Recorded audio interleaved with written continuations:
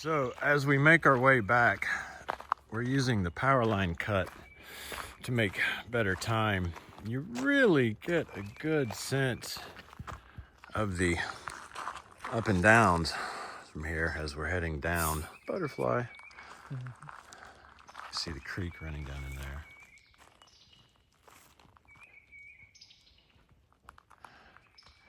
And back on the other side of that next ridge, we're going to take a right. Go find the water and see what else we can see. We might talk about something, Logan. Okay. Might make Logan talk about spiritual matters. Oh. I can't see. Was that a grin? Or was that a frown? Oh, but Jacob is surrounded perpetually by butterflies, so at least they're agreeing. The birds are singing. You can see the little, when I say amphitheaters, maybe on the way back we'll walk through, but you see the way it immediately goes up from the creek. Big pine cone.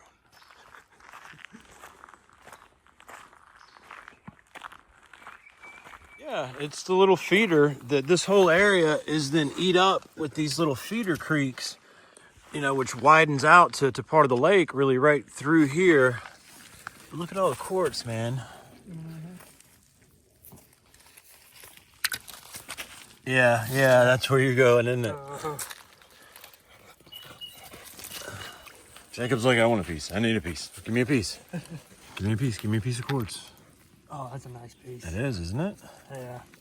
Oh, that's a big one. Yeah, there's a big hunk. Be a nice desk piece. Yeah, it would. It's very flat. Yeah. Oh, and look. Yeah, that's very pretty. Just set it right here, and we just remember to come back this way. Yeah. And then it's straight back to the car. Okay. But you see where they dug up the path, you know, down here. It's not gravel, it's quartz gravel. And it just flows.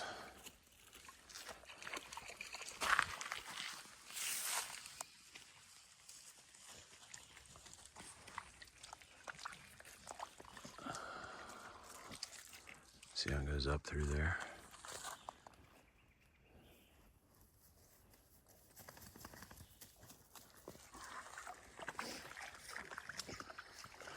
All right, Jacob, forward. One more hill to go. Kind of looks like the tallest so far. So Logan, what I can capture pretty decently right here real quick is what I'm always describing. Jacob, you could run up it for perspective. Okay, so, you know, I call them mounds, you could call them hills, but when I say mounds, I don't necessarily mean, you know, man-made, though the signs of presence are definitely here, right? So, but the interesting thing about all these little hillocks is they're up, you know, they're over, then they're down, and then as you can watch here, and then come through the tree line and follow, you know, it dives right off there to the water. And it's just sort of one after the other, and it makes these bowl theaters. Like here, it's more like an amphitheater, right? But then once you get over in between other ones, it's like a theater with rivers running through it. Yeah. Beautifully unique place here along the Coosa. Oh, dude, look at the little magnolias shooting up. Oh, yeah. See them? No flowers yet. All right, right through here, as we cut back towards the water, I think you get an excellent sort of idea as you see Jacob. Well, you don't. There you go. Down through there. We're starting to carve our way down through one of these bowls as amphitheater like. All right, dude. Forward. It's like, no, wait a minute, man. You got shoes in hand. Something to pick up. And as per usual, even under all the forest cover, you can see where the path has been cut. That it's all this quartz and quartzite and all that good stuff.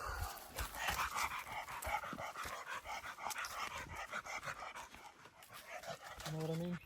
Yeah, I know what you mean. You found a spider web. Look at, oh dude, that's too big to even dig out.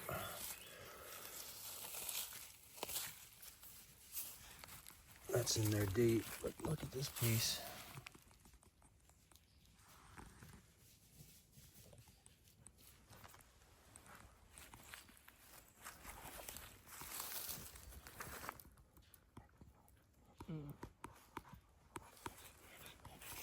You good? Yeah, I'm good. As we meander down towards the man-made lake. Spider web is right here. Yeah, it's right here somewhere. You sure that's a spider web you're sensing? I think, well, maybe. Let's find out. Yep, yeah. Right there on my forearm. Found it?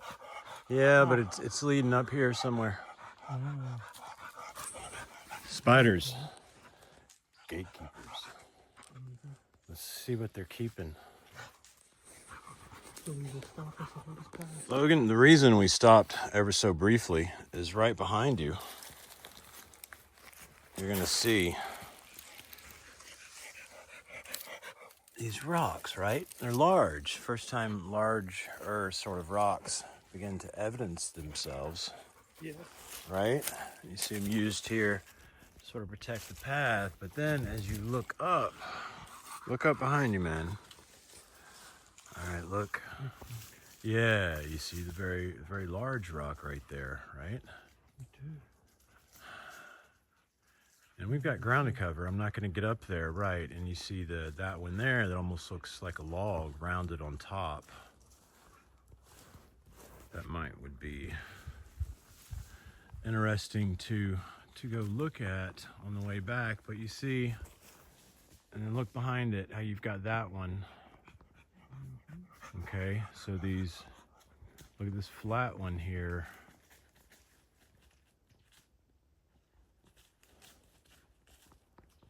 All right, I'm gonna have to.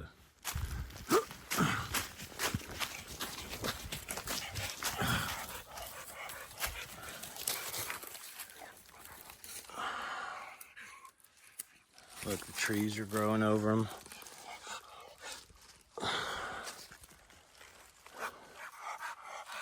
The big zipper runs up here, man. There's a top trail up here.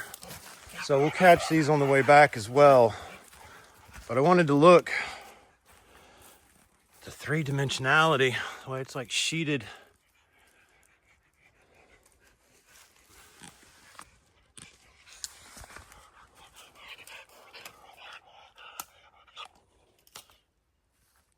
Hey bro, grab my my sandals. Do you mind? All right, I'm gonna meet you right over here.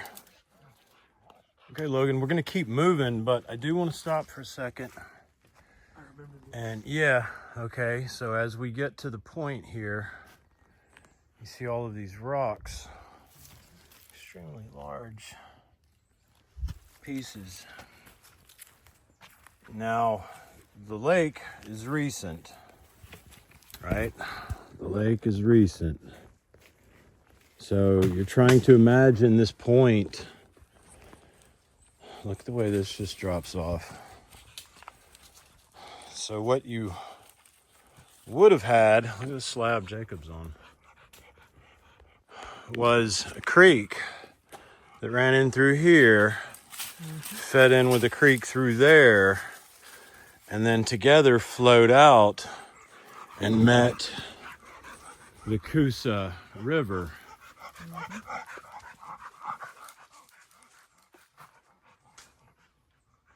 This would have been quite a, not only beautiful, but strategic point.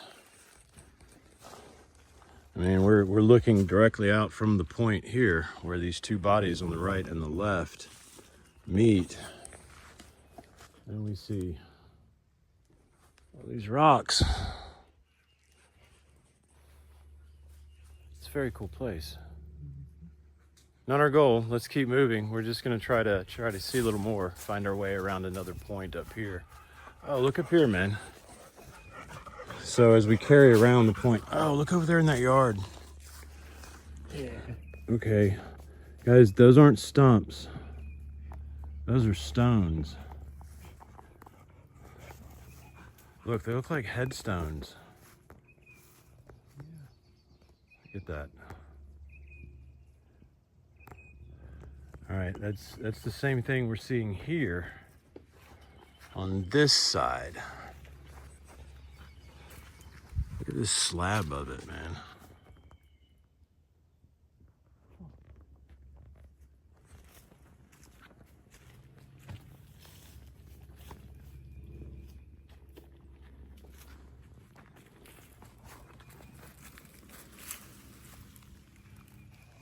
This slab is about the size of Jacob. Right. Stuff from the impact. And that's the small one. We're not terribly far north from that crater. All right, onward. Man, it's getting thick through here.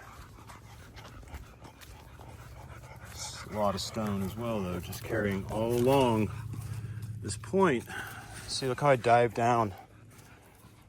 What would have been the creek down there flowing to meet the Coosa before they dammed it to make Lake Jordan.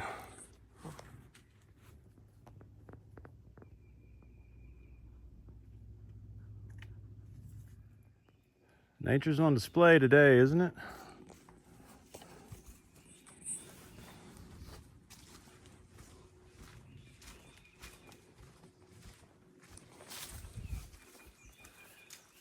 What would have been the borderlands of Coosa and Tuscaloosa's territory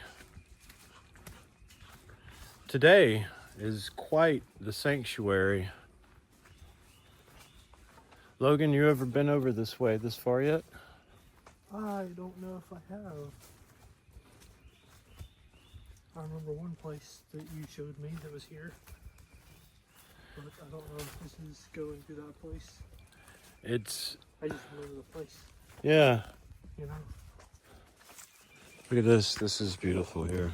Just the large pine. Look, the stone slab hanging out with the pines, and you see the stones littering all the way up the hill. Getting down to a sharp. Look how steep it is. This man over here had to build a castle to. I wonder what he did with all the stone he found.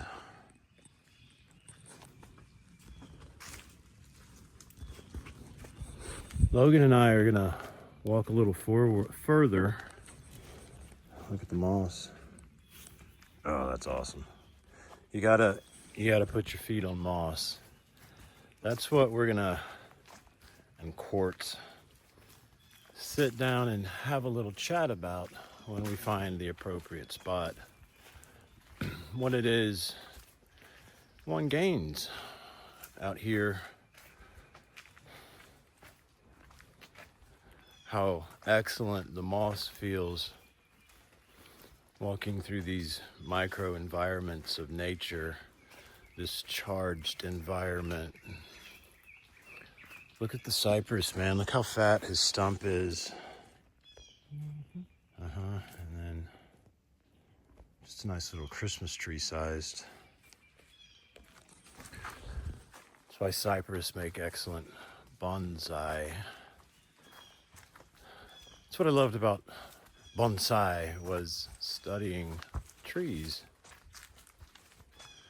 But a place like here, the power has so many levels, so much age to it, so many ages playing out. And so much what hopefully we'll get Logan to touch on, the spiritual power that one can attune oneself to here and connect with, which is just not quite as easy when plugged in to this technology and to the demands of this society and civilization.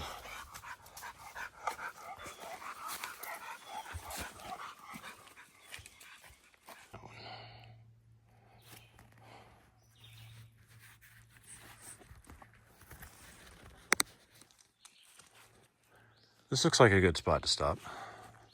It does. You want to for a second? Yeah.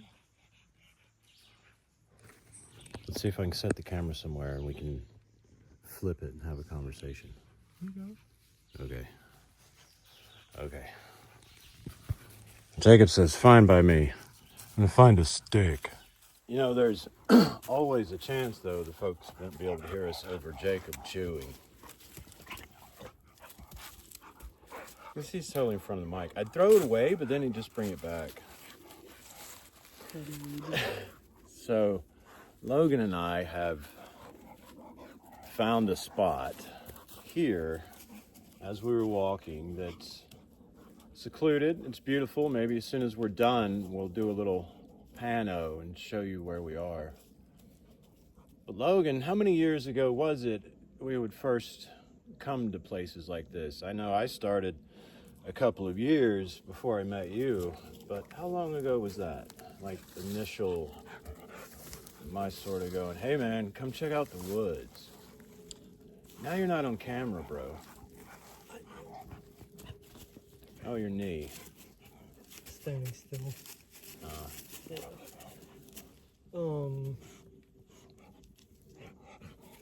I would say it's around 8. No, maybe. Yeah, it's been a long time, right? Yeah.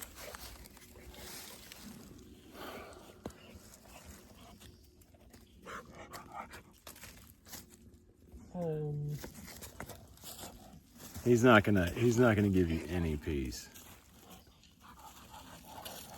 You have to kind of sit up, Jacob. Yeah. Yeah, I would say, what's it, around 7 or 8 now?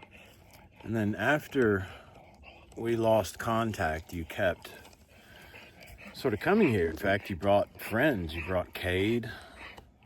Anthony. Why? What do you mean? Well, I mean, without getting into like maybe what all I showed you about connecting with what one can connect with in places like this.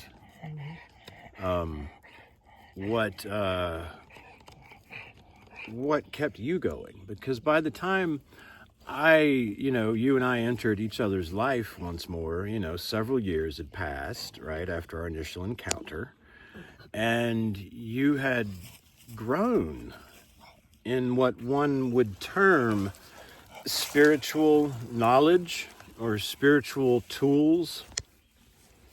And words, one of the things I'm trying to talk about is our use of words and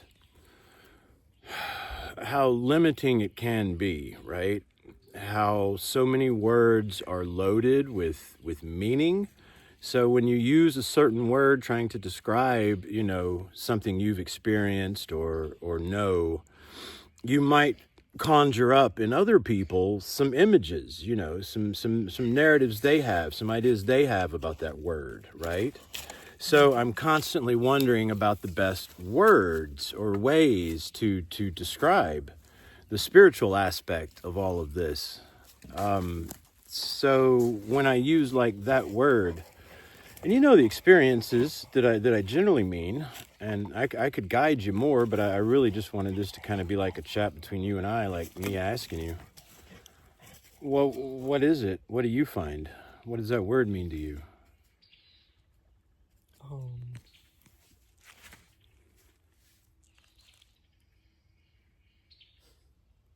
Well, I don't currently know.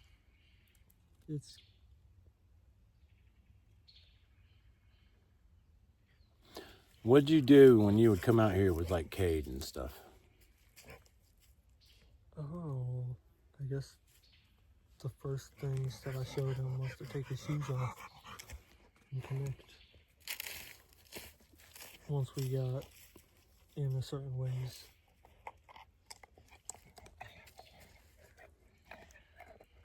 So the first day he wanted to go in further, but he eventually did take his shoes off whenever. you're gonna have to talk over Jacob. Whenever we would go into the specific camp spots that we would pick, whether up on a sandbank or on rocks. You teach him to take off his shoes. To do what? To connect To connect to what? anything that is here or ever was there.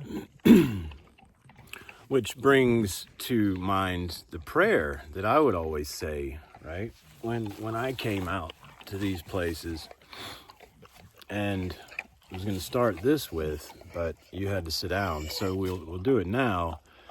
And this was something that came to me, from, again, what word do we want to use?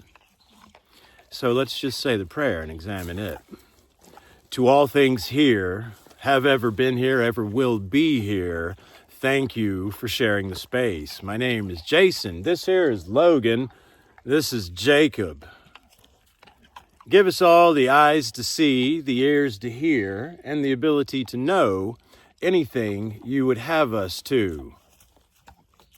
Father, thank you. Amen.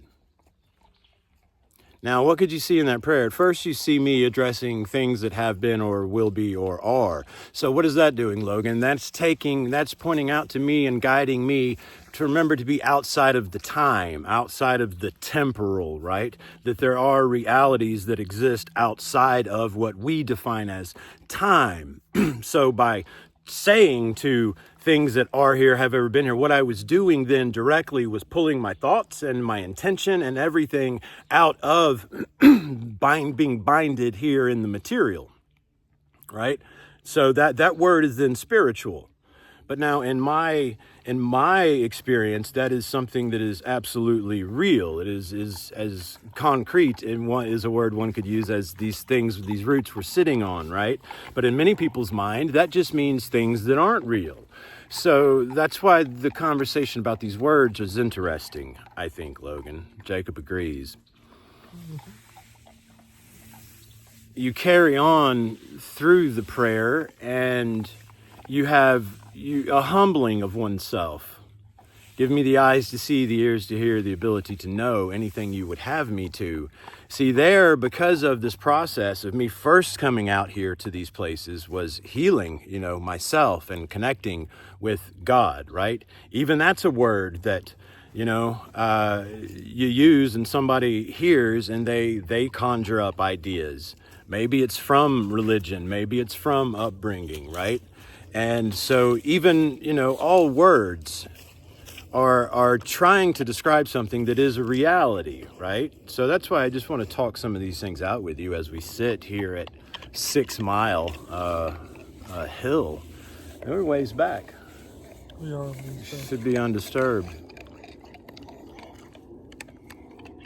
You then hear at the end of the prayer, Father. Now, spirit is not sexed, but I grew up Christian, and when I started going through the whole waking up and healing process, using those 12 steps, using a program, connecting with my higher power, I have that understanding and that relation, right? That's in me, and so that grounds me in what word creator is just as easily used, right? Perhaps you prefer feminine energy, right? Logan has his own words. I remember some of the more interesting, and of course you end the prayer with thank you. And that was a prayer that I would say going out to not only, perhaps make a camp and commune and work on myself, but also when going out knowing I'm actively seeking guidance and looking for things, that are here in this three-dimensional landscape. That's why I like that prayer, because it introduces the idea of breaking free from time, but then it pulls it right back to the senses. Give me the eyes to see, the ears to hear, the ability to know. right? Because shaman, right? What is that word? That word is trying to convey an individual or people that are in tune and walking coherently, right? If you think of like this cross as like an axis, right? You're walking coherently with both, right? As I think is the intention of the human being, right? Is my own personal opinion, on that. So that's why I think that prayer came to me, right? Was given to me, and was what I started saying. And then Logan, of course, you became to know. You'd take your shoes off, and you'd say that, and you'd connect. And what would happen? What would happen?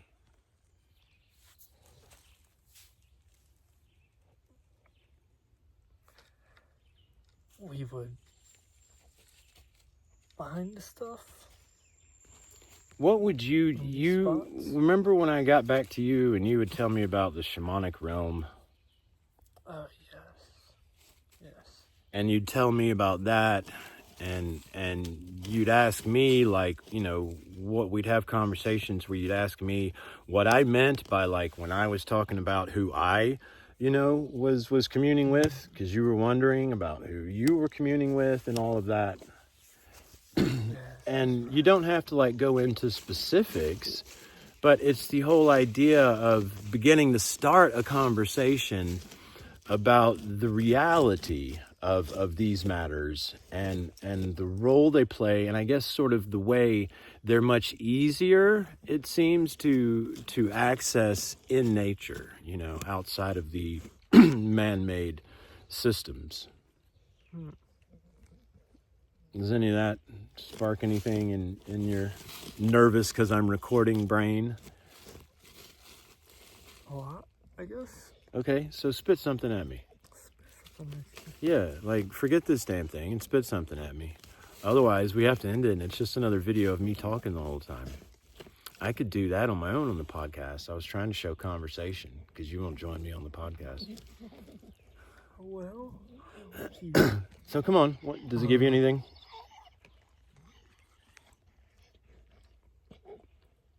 Give me something to start with.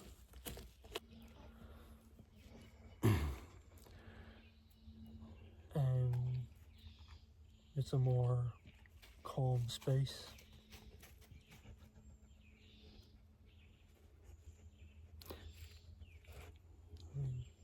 He was describing why he goes into nature. Not as many people. Not as many energies. Well, there's a lot. They're just scattered everywhere. What does that mean? There's a point where I don't have to. Oh, bro. He won't mess with you. Unless it's a horsefly. Still will mess with you right now.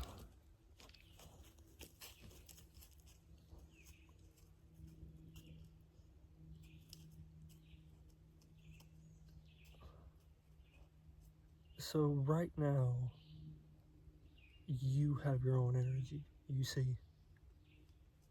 And everybody else does too. So there's some you just don't like, but you got to deal with. Sure. Negative energy. Exactly. Right. And getting away from all that is just nice, because then you can zone in and look for specific energies once you get a handle on it. What is zone in? You mean within yourself? Or what does zone in mean? That you can become it is more easily to perceive subtler energies than those which humans generate and are used to perceiving.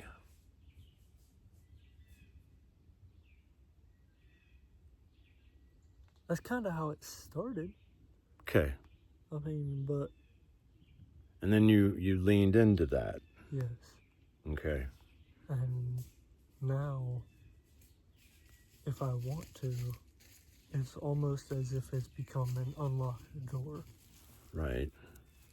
What does that mean? Within, like with your consciousness? Well, I guess whenever you start trying to access the realm, it's almost as if you're letting them judge you. You've got to At be the start. open to it. Yes. You've got to be able to be present and not hide in your shame. Yeah. Yeah. Yeah. And you go through that process Yes. of learning to be that open. And then once you're in,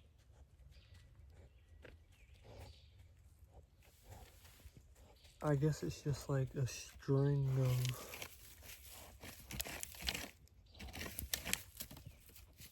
different people or entities. Consciousnesses. Yes, that word. Some being from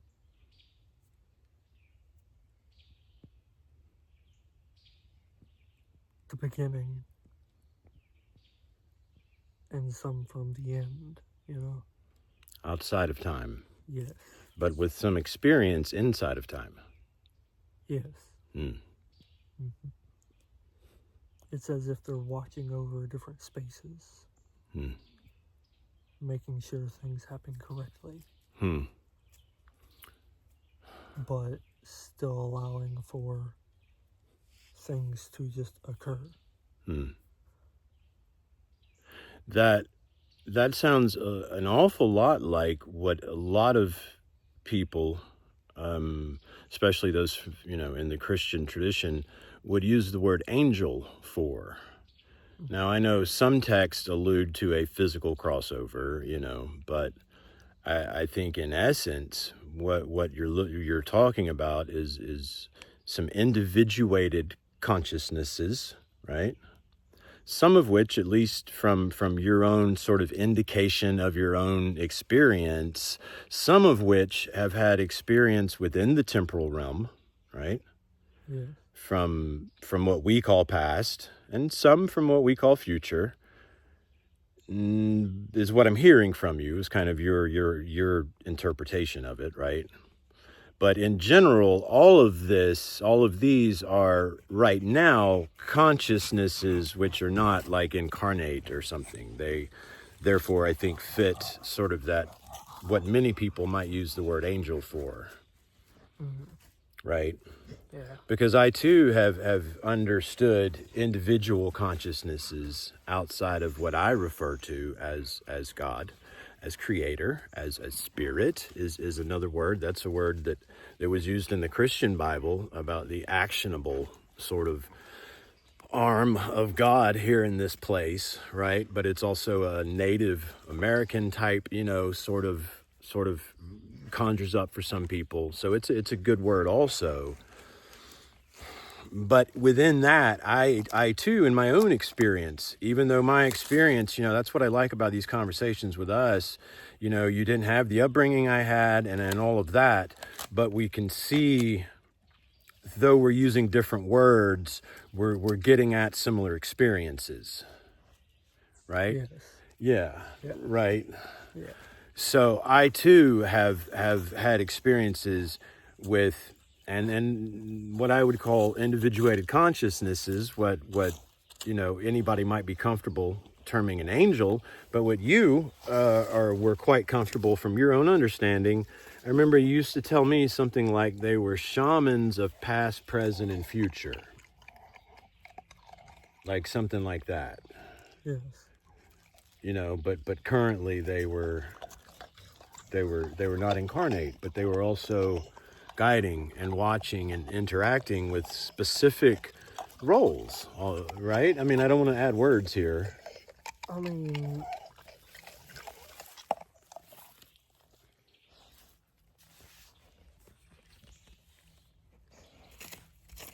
not sure how to explain it. Yeah, that's fine. I want to get the conversation going is all we're trying to do today. And let people begin to see that the things, see, I've been putting forth all this evidence, you know, bro, all this shit I've been finding over these years, right? Yeah.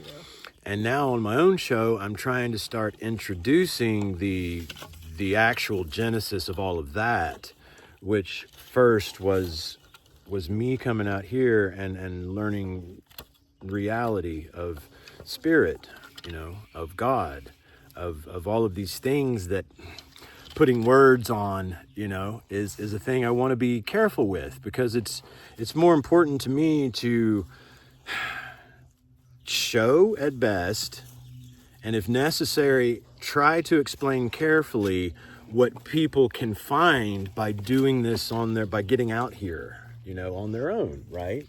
Just as I sort of translated it to you and you went your own way with it, right? And completely leaned into it because of the, you know, contact you and I had early on and where you were in life, right? And where I was, and we were just able to transfer briefly, and you then took it in your own way, right? And followed suit. And because we're different generation, right? And because our experience is different, we use different words. And I think that's important as I try to start this process of bringing these ideas to my show, to these dudes that are going to be watching now. Later, not right now. Mm-hmm. So that's all. We don't have to go very deep. I just wanted to get the ball rolling. Y'all listen to the place for a second and then we'll go.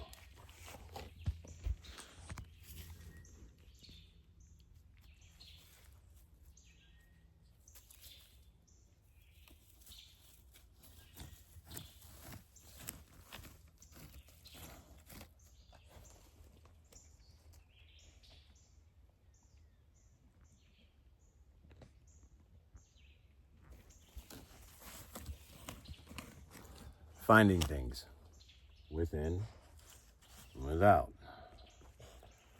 I'm here with my brother, son, cousin, fellow adventurer, Logan. And with our ditch digger / leader, Jacob. Thanks for joining us, and thanks for joining the conversation. Say bye, Logan. This is our walk out. Just one last look at the ferns. Natural amphitheater-like landscape.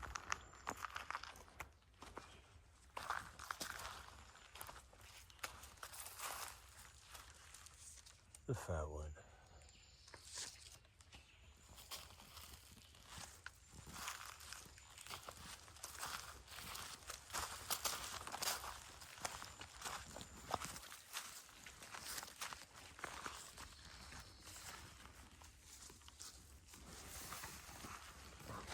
Don't forget your piece of quartz, bro. Yeah. You're right. We're signing off from Swayback Bridge Trail along the Coosa River near the Jordan Dam, Lake Jordan.